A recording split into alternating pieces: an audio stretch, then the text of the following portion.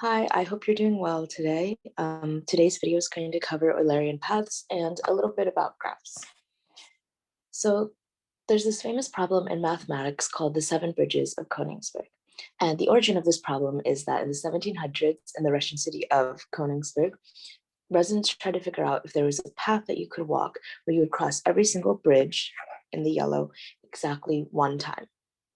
And the famous mathematician Euler was actually able to prove that this problem was impossible. There's no path that we could take where we could cross every single bridge one time. And we can try to do it a few times ourselves, and each time we're going to get stopped. And Euler was actually able to solve this problem by focusing on the number of bridges that are connecting each landmass. So Euler's solution actually laid the foundation for graph theory and topology. We can view Koningsberg, depicted here, as a graph. This right here is the graph. So each landmass, let's do that in red, each landmass here is pictured in the graph as a node.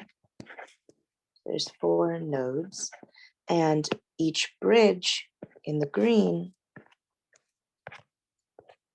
is depicted in the graph as a vector. So forgive my incomplete drawing. It's a bit messy, but yeah, so each node has vectors that are connecting them to one another. And we refer to the number of vectors that each node has as the number of degrees. So degrees.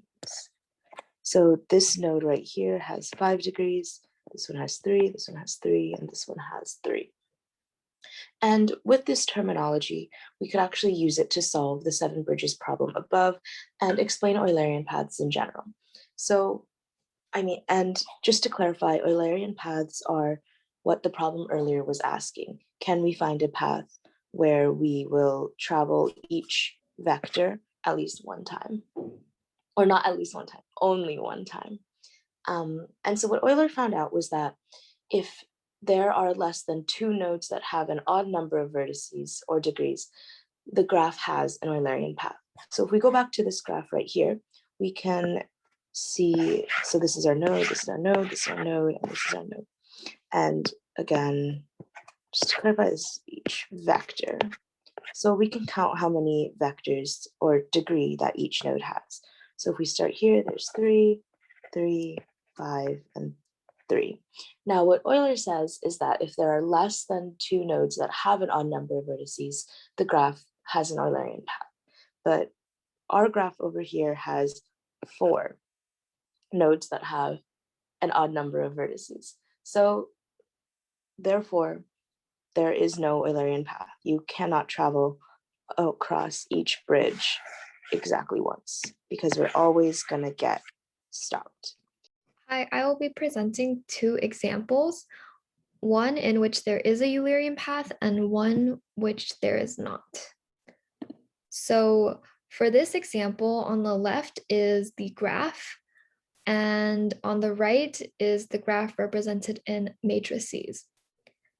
So for this example, there is a Eulerian path because the conditions for it to be Eulerian path is that the number of nodes with odd values has to be less than or equal to 2.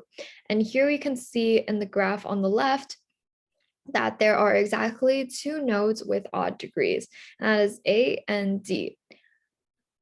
So for example, one way that this graph is a Eulerian path, if we follow my cursor, we can go from A to C, C to D, D to B, B to A, and A to D, and it does not cross any of the other edges.